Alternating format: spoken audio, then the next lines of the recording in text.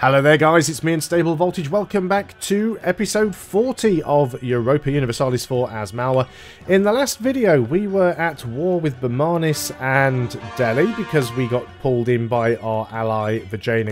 I actually went for a separate piece because I wanted to grab some land from Delhi and feed it to Idar, which I've now done, so that weakens Delhi. It also means Idar gets a little bit stronger, and it means that I'm not really helping VIII in their war against Bermanis. I don't think that's a problem. I think VIII are going to take land from Bermanis. We will eventually end up with all of this anyway. We will have to go to war with VIII at some point, but we don't necessarily have to do that right now. I feel in a position where we can go and turn off our forts. We do need to get some manpower back. We are going to do some drilling. We do have new unit types. I didn't check which one they were, but we did upgrade our...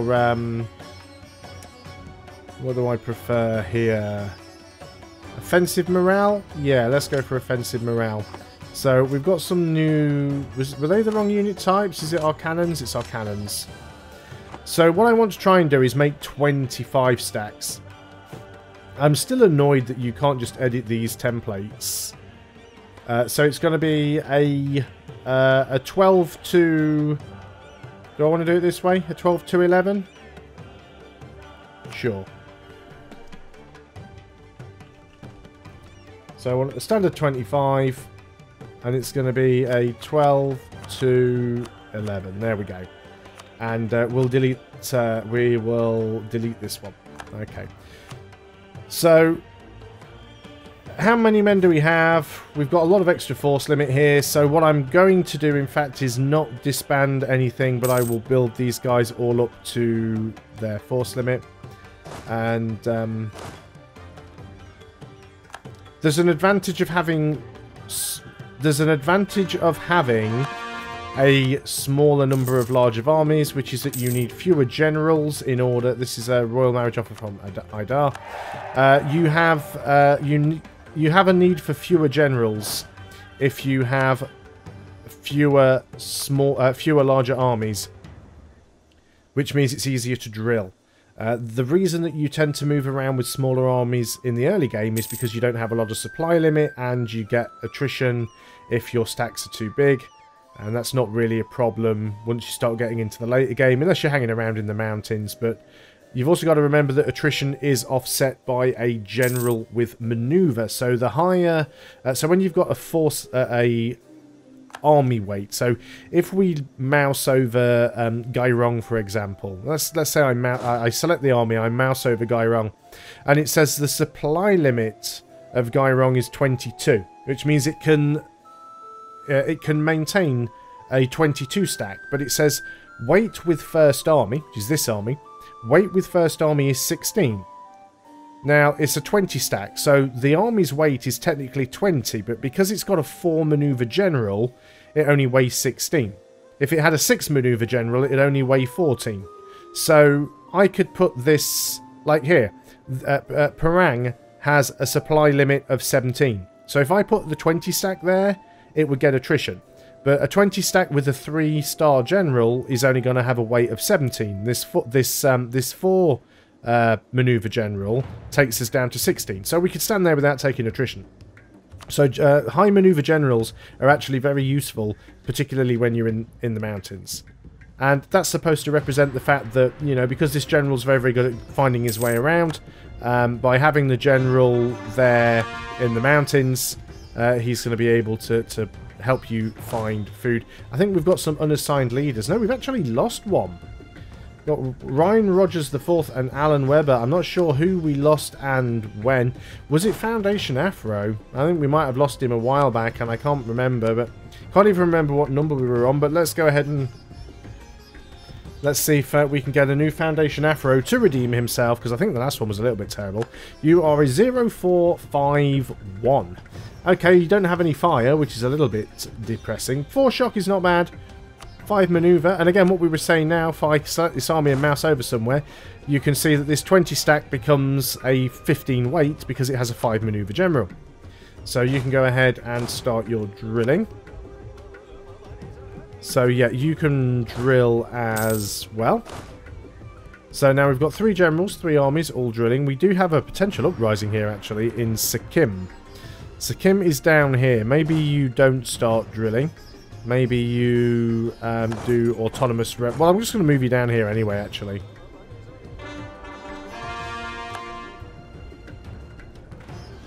What is your chance of... Wow, that's a lot of unrest. There we go. They have just fired. It's a small stack, luckily. This is mountains. Weight. Supply limit's 23. That's fine. We'll just stand there and carry on. Okay. So now we've actually dealt with the rebellions. That's good. We're making decent money. How are we doing with the current institution? Because I'd love to try and catch up on tech. Especially if we want to have a chance against Ming. We are actually getting some spread on the global trade, actually. Quite surprised. Some of it's coming from Bermanis, but yeah, this is spreading already. I like that. Where's it highest? Down here on the coast. I mean, it's probably going to take some time to spread to any significant amount. But I think we can afford to just wait and then pay it off. So I'm going to save up the money. I would potentially like to... See, I need to get a new idea group as well, but I'm not entirely sure what to get. I could use the money to... The extra money we're making to get... wow, that's a lot of admin points that we're getting right now. Which we probably don't need. We probably don't need to be quite that admin focused, so I'm going to remove the admin focus. We're only running a level 2 guy. We could always move him to a level 3 if we really wanted to. I mean, he'll probably pay for himself anyway. Cost us 400 gold. We'll leave it for now. I'm not in a desperate rush to upgrade anything. So, yeah, that's fairly decent. So we didn't take any land ourselves. We took some for Idar. It would be nice if we could grab some more of this land from Sind, because Idar does have some claims on it. Sind is allied with Transoxiana and Sistan. Sistan isn't too much of a problem. Transoxiana is, because they are quite big. And their military tech is 16. So is ours now. And we probably want to wait until Transoxiana... Actually, they are actually involved in another war right now. So if we did go to war with Sind... No, Transoxiana would still get involved. And we prefer it if they didn't. Let's go ahead and get the admin tech. Even though we do have an institution penalty, we want to try and stay up to date as much as we can. Try not to lose all of our innovativeness. Vijayanagar is absolutely walking all over Bermanis at the moment. Of course, they are still at war with Delhi as well, even though we pieced Delhi out. We did weaken Delhi significantly, but yeah, I do want Delhi. I mean, Delhi is a very good province. It's a 24 development province with silk. So it is a nice province to have. It's also a... it's got an emporium there as well. It's local, very good local trade. Vijayanagar want a royal marriage. I'm going to accept. Does that mean the war is over? It does. So Vijayanagar took some land, not a huge amount. I'm surprised they didn't try and link Goa up, but it looks like they took a couple of provinces. Are they willing to get the alliance? No, we still have the alliance. Maybe that's changed. I was under the impression that if you... I know if you decline a call to arms... if you decline a call to arms, it breaks the alliance. Unless the call to arms comes after the 60 days or whatever it is. But yeah, I know, well, actually, or is it only if you break a defensive call? If you don't honour a defensive call, it breaks the alliance. You don't have to honour an offensive call. But I always thought if you took a separate piece, it broke the alliance. Apparently not. Lose all of our manpower or lose 5 army professionalism. I guess it's going to have to be the army professionalism. I really don't want to lose all of my manpower. Especially given the fact that I'm still trying to get some of these units up to a full 25 stack. So let's go ahead and just do that with a couple of these units. Because we really do have plenty of force limit to play with. What about our trade fleet? We currently have 35 ships. We are allowed to have 43 ships. So we should definitely... do we have any... No, none of them need upgrading. Let's definitely go up to 40 then, at least. And we'll keep saving that money until we get our institution up. And then when our institution is high enough, we'll be able to... once it's been adopted in enough provinces, we'll be able to just pay the rest of it off. That's what I'm hoping anyway. And we'll just start saving up points as we go. Won't be long before we get another government reform, which is quite nice. So how are we going with... Oh, we've actually got it here already. Global trade is already present here. You don't have that edict on, do you? No. But we could go ahead and put the advance the effort on. We're making some money. And that would certainly speed things up. Help it spread to the neighbouring provinces, even though it's not particularly high.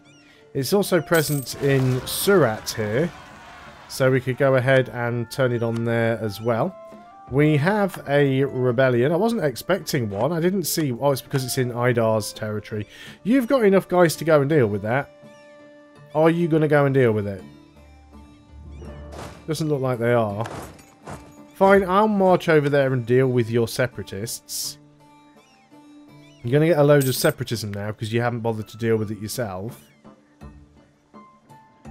See, these guys are getting attrition. We need to find a better province to put them in. Let's go and put them there. You guys are going to take some attrition as well. You're near enough at full morale, so I think you've got enough to go in and get that done. They're actually doing a conversion there, which is the reason why that rebellion sparked so quickly. So let's just go in and do that. It actually works out well. Yes, we lose some manpower by having to deal with their rebels, but at the same time, it gives us the defended our provinces plus 20 and liberated our province plus 20. We really don't have any improved relations with these guys. We should work on that. I will want to integrate them at some point. Definitely want to get... I mean, that's the reason that I'm feeding them. Because I will take all of this for myself. Keeping them around as a vassal isn't a bad idea, because I can let them spend some of their admin points.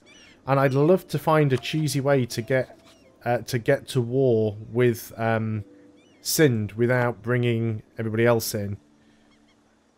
What have we got going on here? You are building a spy network with who now? Calm. These guys here. Do I have any claims on these provinces? Well, I do now. So go ahead and try and take some... Now, who are you allied with? You are allied with Bengal and Mong Nai. Mong Nai is probably quite small. Mong Mao, Mong Nai. Mong Nai, one province minor down here. Alan Webber has died, and you're allied with Bengal. Well, looks like we're getting Alan Webber the Alan Webber the second. Alan Webber the second. And you are a 3453. Ooh, nice one. 2-star general. Let's make sure that your army's a 25 stack. So I'm going to try and build these armies up, and then I think we'll go in and try and take some more from Bengal. We'll just take we're alright on Diplo, so we'll just take the lower one there. And we've got the manpower, we've got the money, so while we do, let's go ahead and take that up to a 25 stack as well. So we won't be over the limit, at least we shouldn't be. Yeah, that only takes us up to 125, so I could get another 25 stack, a completely fresh 25 stack. Oh, we haven't done you guys either, or have I? Did I tell it to do that one? I think I did. Yeah, you've got more cannons coming. Excellent, that's fine. So, I will move some units over here. You're already a 25 stack, so let's get you over there ready to deal with Bengal. Royal marriage offer from Chagatai. I will accept it for now. I'll probably regret that later on. But we definitely want to try and take some stuff from Bengal here. I will... Do I want to try and get another claim here? Yes, let's do it. And bring the guy back. We don't need you building the spy network. Just because I want to have a quick look at Sind. One thing that I do really dislike in EU4 is that if all of your diplomats are busy, you can't just go and check here. Because sometimes I want to check and see if I declared war, what would happen. But you can't even hit the button unless you have a free diplomat, which is a little bit annoying. But we are moving into position here. I don't think we'll have much of a problem dealing with any of these guys. Going to go ahead and turn on some of the forts, because why wouldn't I? Just makes good sense. Make sure they've got rebels anyway. Make sure everybody is at a good level of morale. Wait until the 1st of the month, and I might just jump straight in on their army anyway. There we go, 1st of June. So if I go to these guys and declare war, brings those two guys in. We have a truce apparently. Since when do I have a truce with Calm? Were they involved in that previous war and I missed it? Truce with Calm for January 31. Well, that's annoying. What about Koch? Do I have a truce with you? You are allied with Delhi. Don't have a CB, but you are allied with Delhi and only Delhi. So what we could do is we can go ahead and build a spy network over here on Koch and use that. Let's go ahead and get you guys back to drilling again. We could use that to get to war with Delhi again. That could be quite useful for us, actually. I'm still tempted to take Delhi, but keeping it there certainly has its uses for future wars. Although I don't think I'm going to need that anymore. I don't think I need to use that cheesy technique to beat Delhi in a war. So we can probably do without that. You are improving relations with Chagatai. You probably don't really need to do that either. So I'll go to war with Koch. That will bring in Delhi. And only Delhi. If I can do it quickly enough. Probably... I don't know. I might not take anything from Koch themselves. Not in this war. It'll probably be enough just to start the war with Delhi. That's all I really want to do. Let's have another quick look at those institutions and see how things are going. Because the penalty is getting higher. We could now embrace it if we had basically 2,900 gold. So let's go ahead and... not too sure what happened there. Let's go ahead and we'll take a couple of loans. And that means we can now embrace the institution. And now we're not behind time on anything. Under our enlightened leadership, so we now get an extra merchant, which we're not doing anything with right now. So what do we want to do with you? On the trade map mode. So we are... This is our home node. We could be collecting down here. We're steering from here. We're steering from here. Those are the only two places that sort of come into our node. There's quite a bit going out. We could collect over here. There's 18.4 ducats there. But we control much more of this. Let's go ahead and collect from that one. And hopefully that will put our trade up. So we're getting 12.75 right now. See if it goes up. It's always a bit of a gamble. 26. That's quite a lot more. I'll take that. That's some decent income now. Excellent. So, it's all about how long it's going to take us to get that claim. And it's going up pretty quick. And I'm probably going to move these armies over towards Delhi. You're not drilling, but that's fine. Yeah, let's move over towards Delhi because it's mostly going to be Delhi that we're fighting. You guys can deal with Koch on your own. In fact, I'm going to move you over there because you've got the better leader. You can move back this way. That'll be alright. So, manpower's coming back up. We've got all of these 25 stacks. I can almost get another 25 stack. I'm not going to do it right now because that will use up all of my manpower, and I want to make sure that I've got enough to be able to reinforce. I'm actually improving relations with Transoxiana. I'm not sure why. Provincial unrest in Morang, which is a province somewhere that I control. Nepalese separatists. Think we'll be okay generally. Morang. This one here. Well, that's fine. Let's just go and stand you guys in there. That solves that problem nice and easily. I think those guys might have had rebel suppression on and this guy hasn't, which is the issue. Put you on autonomous rebel suppression, it'll be fine. So that should tick down now. Yeah, it's on 0, so that's going to start going away. Excellent stuff. That's what we wanted. So, Koch, you still are only allied with Delhi. That is fine. Gain 50 Diplo power. Or reduced ability cost modifier. We'll take the Diplo power. Disloyal estates. That's fine. What have you got here? These are